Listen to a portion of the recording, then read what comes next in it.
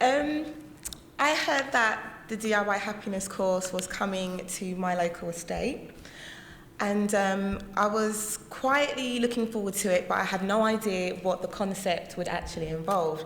I can probably say, lucky for me, I was feeling quite depressed when DIY Happiness came to town. But I think with the skills that they teach you, it's almost as if that, you know, no matter how you're feeling, there is a way that you can rise above it, that you're not, you know, you don't have a right to feel as miserable as you feel when you know there is a better alternative that's literally going to cost you nothing. So, you know, they teach you, I learned skills that to feel grateful.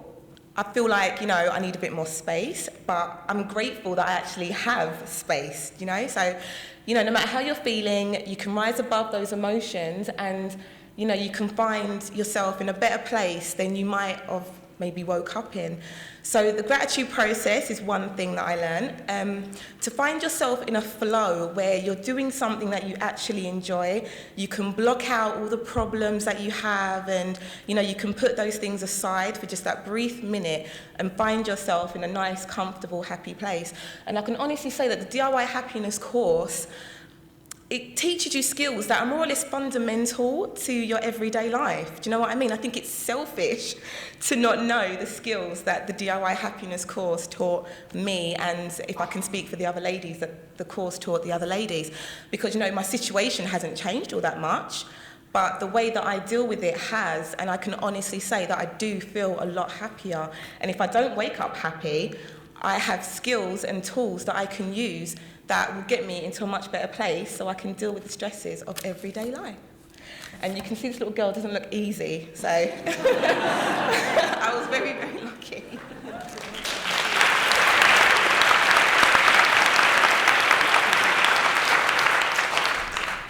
Hello there. I think I'm just saying a bit similar to Serena, just to say that DIY Happiness, when it came to Southwark, for me it was almost like a seed.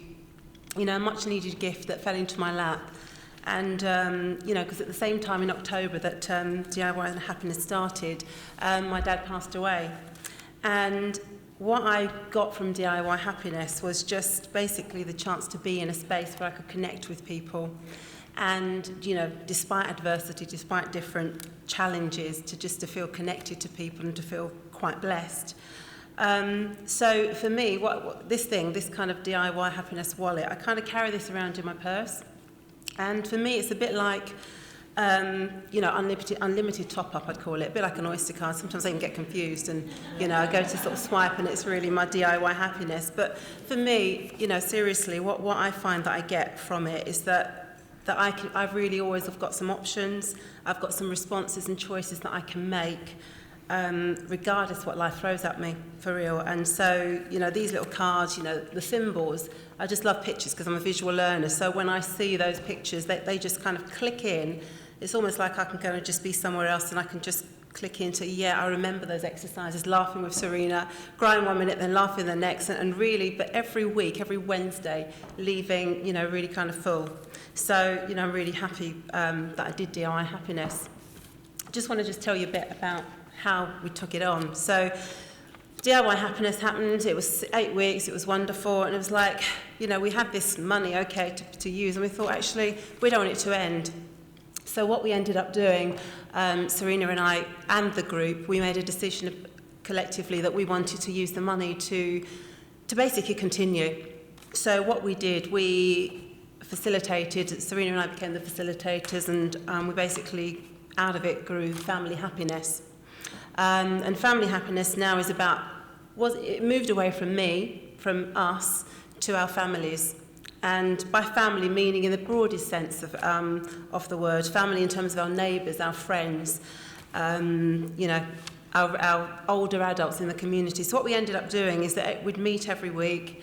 We sort of put this flyer, you know, in the different libraries, word of mouth, what children's centres, the GP surgeries. Serena and I went to the GP, met the manager and said, look, you know, this is what we're doing, you know, and it's free, you know, your people, they can just come along, they can drop in.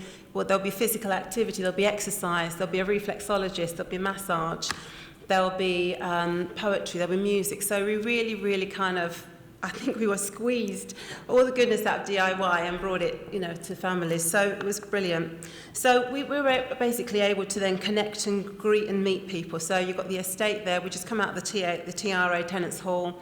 Just anyone we'd see, come in. Our reflexologist would sort of be positioned near the window so people could see, what's going on in there. And so people would drop in. We started off with 3 people, and then we're now up to about maybe 20, 27.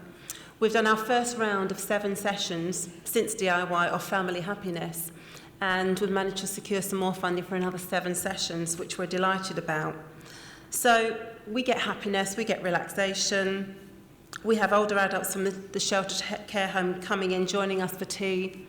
We have carers who, when they're looking after their older adults, they come down afterwards. We have housebound adults who can't come. So what we do, we pop upstairs and bring the happiness to them.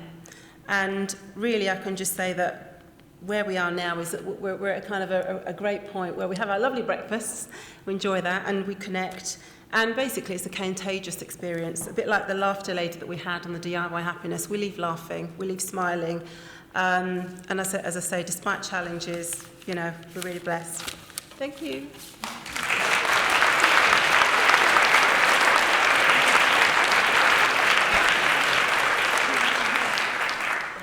I have to say we're the Guardian Readers' dream team.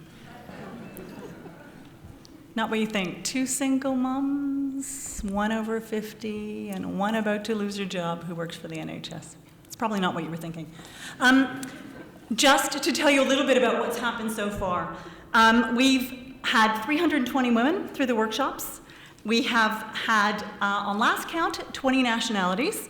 150 workshops we've delivered, which is why I have the bags under my eyes.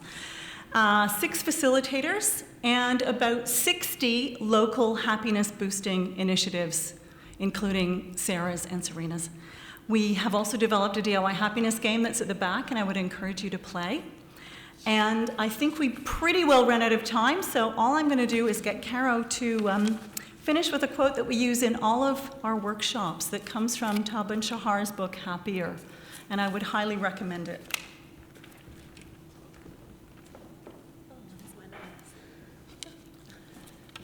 Don't ask yourself what the world needs. Ask yourself what makes you come alive, and then go and do that. Because what the world needs is people who have come alive.